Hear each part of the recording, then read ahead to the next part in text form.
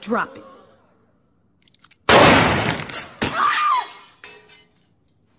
Anyone hit and need a lawyer?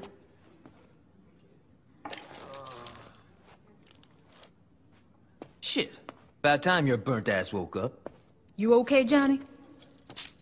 Yeah, aside from almost getting sent to the chair, I'm fucking great. There's really no way to talk about Saints Row 2 without at least mentioning another small game first, so let's just get that out of the way right now. Saints Row 2 is not Grand Theft Auto 4. There, I said it. The production values of Saints Row are lower across the board. The cutscene direction is rougher, the graphics are not as polished, and it just doesn't have the same insane detail that the GTA series is known for. With that said, that's perfectly fine because Saints Row 2 is not trying to be Grand Theft Auto. Whereas GTA took a much more serious, Scorsese-like approach, Saints Row is completely over the top. For example, one of the side missions puts you on a flaming ATV, and you have to keep hitting people to add time to your dwindling clock. I don't know what your Friday nights are like, but flaming ATVs rarely show up in my life. At any rate, the complete zaniness is actually Saints Row's greatest strength. It found a niche, and it's exploiting it to its fullest effect. But this wouldn't mean much if the game itself sucked. Thankfully, that's not the case. The events take place directly after the first Saints Row, which had a rather explosive ending. You play the same character, but thanks to the modern wonders of plastic surgery, you can completely customize your look. The customization is very extensive. Face, clothes, etc., and you can even pick different accents, which is pretty impressive when you consider that all of the numerous lines of dialogue had to be recorded multiple times. That's what I always say. I ain't messing around this time. From here on, you try to build up your gang to what it once was by terrorizing 45 neighborhoods and taking on a handful of rival gangs. That is to say, this is a good-sized game. It works how you expect an open-world game to work, so no surprise there.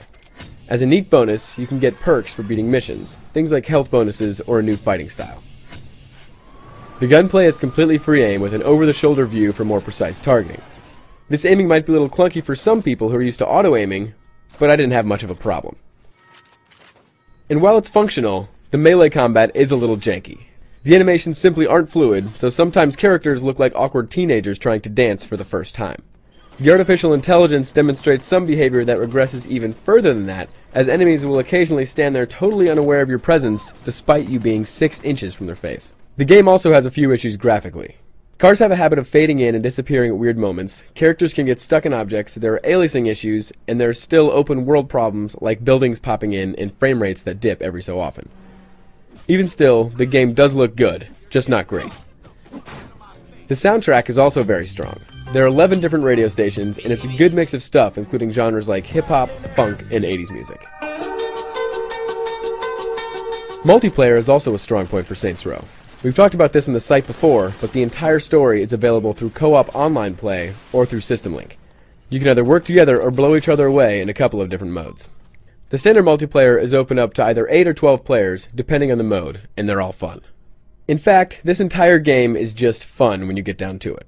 It's well written, the voice acting is kept at a high quality, and the missions are enjoyable. It may not be Grand Theft Auto, but don't let that keep you away. There is more than enough reason for GTA's less serious, wacky nephew to deserve your attention. For the full written review, head over to IGN.com.